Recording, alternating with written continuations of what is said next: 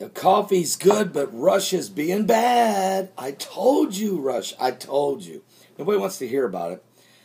But you can't take Vladimir Putin and expect an ex-KGB agent with ambitions to rule all of Europe and expect him to sit quietly.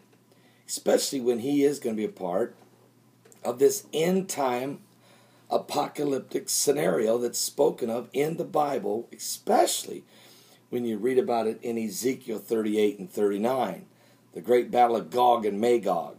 We know that Russia plays a major role in that as the army of the north comes down to attack Israel, and they will. First, God had to set a hook in his jaw and pull him in. And God has set that hook. It's called oil. It's called the oil that with this signed agreement with the Palestinians, Russia plans on drilling for and selling to Europe at high prices. That's why they want to control all of the Ukraine. Well, in my book, Jerusalem Jihad, you can see, when I went to Israel last May and I wrote half this book in 8 days, it took me 9 months to finish it as the certain current events were still coming about and God just slowed me down. But there on the cover, you can see the guys that's going to play key roles in the next few months. And there it is. John Kerry, Barack Obama, Benjamin Netanyahu, Jordan's King, Hussein, and Vladimir Putin. There are many others also, like the Vatican and the British Empire. Keep an eye on what's going on there. And, of course, the Iranians and their quest and their push for nuclear weapons. We know that all of these things, it's going to come to a head, looks like, this fall at the United Nations. But we'll talk about that a little bit later as it relates to Israel and the Palestinians. First of all, Russia. There is reports.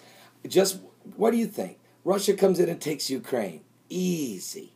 And starts to build up forces along. They take Crimea and then builds forces all around Ukraine. Now the internal protesting is going to begin with what's called pro-Russian groups. And then once enough chaos is created, Putin's going to say, I got to go in and fix this. I got to bring peace and order. Especially there's a lot of pro-Russian people there that I need to protect, the Russian-speaking people. And he will send in troops. First he'll let the chaos begin, and then he'll come in to settle it. It'll get ugly. It'll get a little more bloodier than normal. But he will take Ukraine. There's a report out right now. I'm going to go to it right now.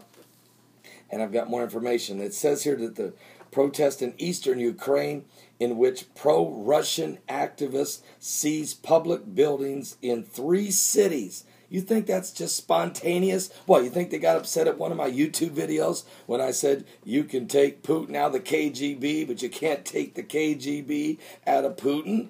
Folks, hear me when I'm telling you this. Yes, but Paul, he's going to be a friend of the Christians. He's not going to be a friend of the Christians. He's using that. He's just using that to further his advancement of the rise of the old Russian regime. Trust me, he's already closing churches in Russia.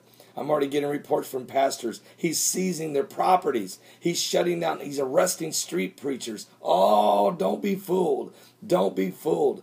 We're in the last days.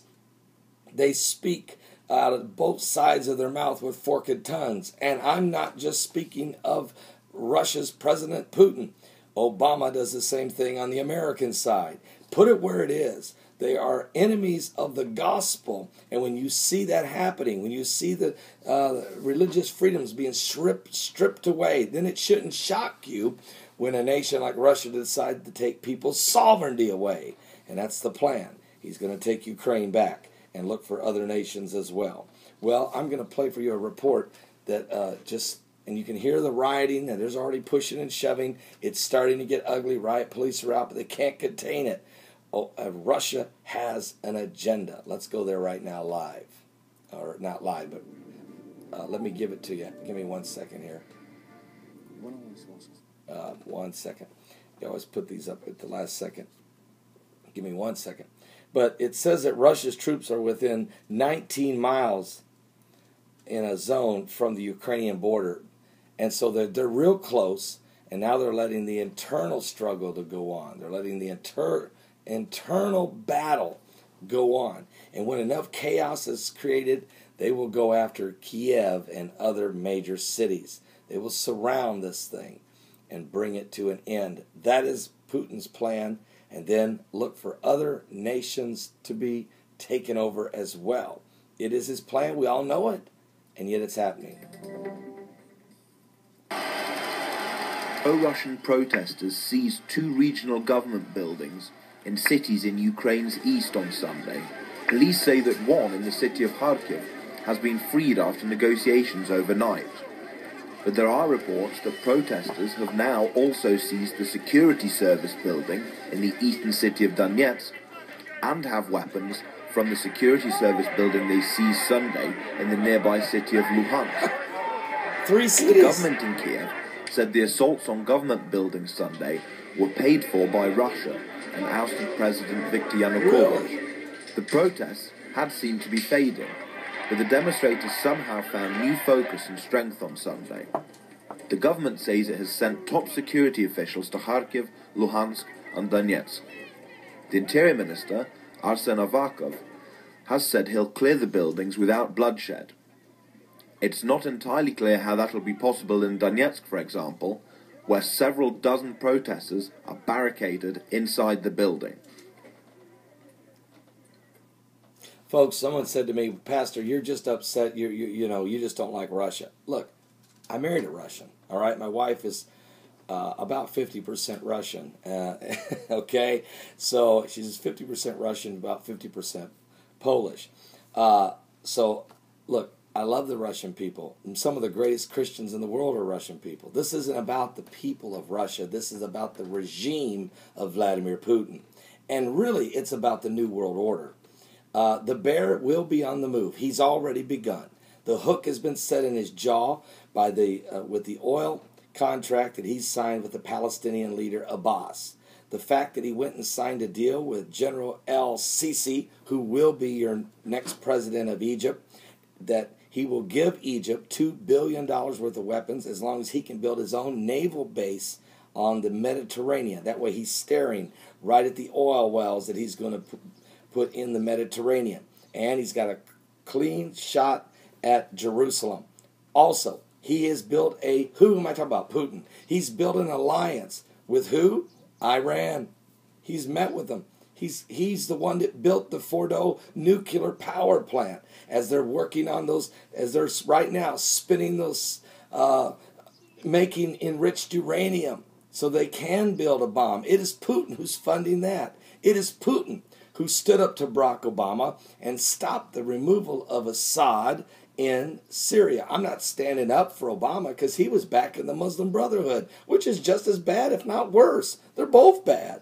But Putin has got his foot in the ground. He is stabilizing Syria. He's right on the borders of Israel.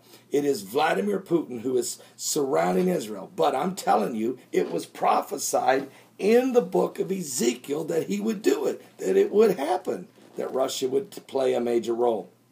That doesn't mean other nations of the world won't also unite as a one world government or a new world order. Actually, in Ezekiel, you already know that Turkey will be on the same side with Russia, as well as Ethiopia, as well as Persia, which is Iran, and also Libya. So this is all coming to pass as the Bible prophesied it would. We're also watching the Palestinian-Israeli peace initiative breaking apart, falling apart, because the Palestinians have decided they don't want to do a deal with Israel. They want to force a deal on Israel by using the muscle of the United Nations. And folks, that Malaysian airplane might resurface. And I was talking to Lester Sumrall, that's the grandson of Dr. Lester Sumrall, Saturday on the phone.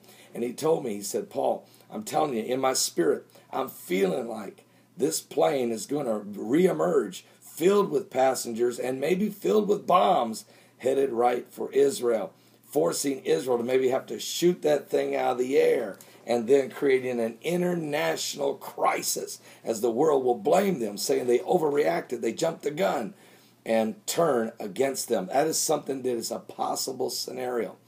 Now, I'll be back to talk about the Malaysian plane in just a minute, but I know this. Russia's on the move. The bear is moving. Bible prophecy is in play, and you can read all about it in Ezekiel 38. Matter of fact, do I have time just to read a little bit of that? Maybe I do. I could just go there right now and read for you Ezekiel 38, just 3 or 4 verses. The reason I wanted to share this with you is because I realize in the last days the Bible told us that we would see these things come to pass. And here's what it said. It was prophesied by the prophet Ezekiel here in Ezekiel 38, 37, and 38 and 39. I'll just read this part. It says, "And the word of the Lord came unto me, saying, Son of man, set thy face against Gog," that would be the leader of Russia, "the land of Magog," which is, of course, Russia, "the chief prince of Meshech and Tubal, and prophesy against him, and say, Thus saith the Lord God, Behold, I am against thee, O Gog, the chief prince of Meshech and Tubal, and I will turn thee back, and put hooks into thy jaws, and I will bring thee forth, and all thy army, your horses, your horsemen, all of them clothed with all sorts of armor, even a great company of bucklers and shields, all of them handling swords." This is armies with weapons. "Persia," that's Iran. "Ethiopia," we know who they are. "And Libya," we know who they are, will be with him. All of them with the shield and the helmet. "Gomer," which again is another tribe of Russia, and all of his bands. "And the house of Tagarma," which was a tribe out of southern Turkey, of the north quarters, and all of his bands, and many people with thee. So there is going to be a confrontation, if you want to call it what you want to. It's not just jihad that's coming against Jerusalem. That jihad is not just Islamic, but it is the new world order. And that puts a lot of people, matter of fact, the whole world will turn against Israel at some point. And it's getting closer every day. So keep an eye on what's going on in Bible prophecy and the current world events and how they relate to the powerful Word of God. Give your life to Jesus Christ. We're living in the last days. I'll be right back. I got more very important information to talk about in just a moment.